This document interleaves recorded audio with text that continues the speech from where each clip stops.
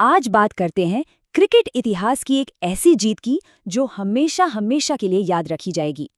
भारत की वो शानदार T20 वर्ल्ड कप जीत और उसका वो ऐतिहासिक फाइनल। तो चलिए थोड़ा भविष्य में चलते हैं। सोचिए, तारीख है 8 मार्च 2026। ये वो तारीख है जो क्रिकेट के इतिहास में सुनहरे अक्षरों में दर्ज हो गई। और क्यों? क्योंकि ये कोई आम मैच नहीं था। ये वो दिन था जब भारत ने क्रिकेट की दुनिया में एक नया इतिहास लिख दिया था। और जरा उस मंजर को महसूस कीजिए। जगह अहमदाबाद का नरेंद्र मोदी स्टेडियम, और वहां 1 लाख से ज्यादा लोग। पूरा स्टेडियम खचाखच भरा हुआ और हर किसी की रगों में बस एक ही जुनून दौड़ रहा था। माहौल में ना जैसे बिजली सी दौड़ रही थी।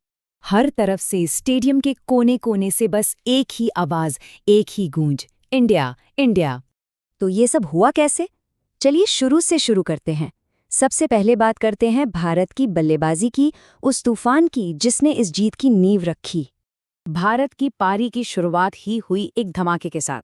क्रीज पर आए अभिषेक शर्मा और आते ही पहली ही गेंद से गेंदबाजों पर टूट पड़े। मतलब माहौल सेट कर दिया। सोचिए, सिर्फ 21 गेंदें और 52 रन। अभिषेक ने तो रन ठोक दिए और भारत को वो विस्फोटक शुरुआत दिलाई जिसकी सख्त जरूरत थी।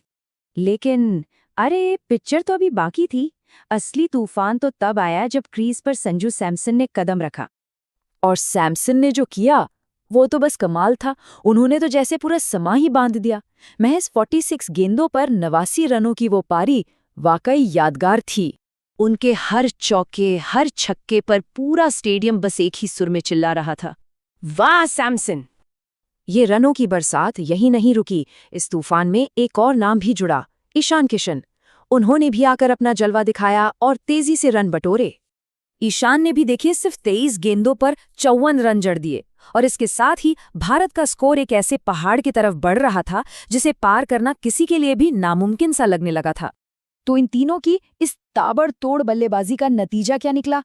नतीजा ये कि भारत ने स्कोरबोर्ड पर रनों का एक ऐसा पहाड़ खड़ा कर दिया जो वर्ल्ड कप फाइनल के हिसाब से लगभग अजेय लग रहा था। 20 ओवर खत्म और स्कोरबोर्ड पर नंबर क्या था? 255 रन्स। ये T20 वर्ल्ड कप फाइनल के इतिहास का सबसे बड़ा स्कोर था। मतलब आधा मैच तो यहीं खत्म हो गया था। सारा का सारा प्रेशर अब न्यूजीलैंड पर था। लेकिन देखिए, इतना बड़ा स्कोर बनाना तो जंग का सिर्फ आधा हिस्सा होता है। असली चुनौती तो थी इस किले को बचाने की। तो अब बारी थी भारतीय गेंदबाजों के कमाल की। और ये सिर्फ गेंदबाजी नहीं थी, ये एक पूरी सोची समझी रणनीति थी। एक तरफ जसप्रीत बुमराह, जिन्होंने अपनी जानलेवा यॉर्कर से न्यूजीलैंड के टॉप ऑर्डर की कमर ही तोड़ दी। और फिर बीच के ओवरों में आए अक्षर पटेल। उन्होंने अपनी स्पिन का ऐसा जाल बुना के रन बनाना तो दूर, बल्लेबाजों का क्रीज पर टिकना मुश्किल हो गया।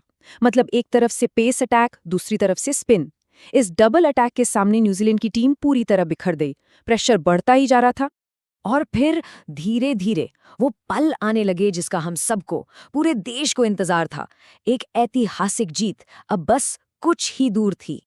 फिर तो बस एक के बाद एक विकेट्स का पतझड़ सा लग गया। और जैसे जैसे विकेट्स गिर रहे थे वैसे वैसे न्यूजीलैंड की उम्मीदें भी दम तोड़ रही थीं।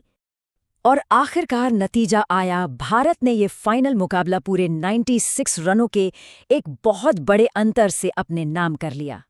पूरे स्टेडियम में तिरंगा लहरा रहा था और उस गूंज को शब्दों में बयां करना मुश्किल है। जब पूरा स्टेडियम, पूरा देश एक साथ चिल्लाया, भारत वर्ल्ड चैंपियन।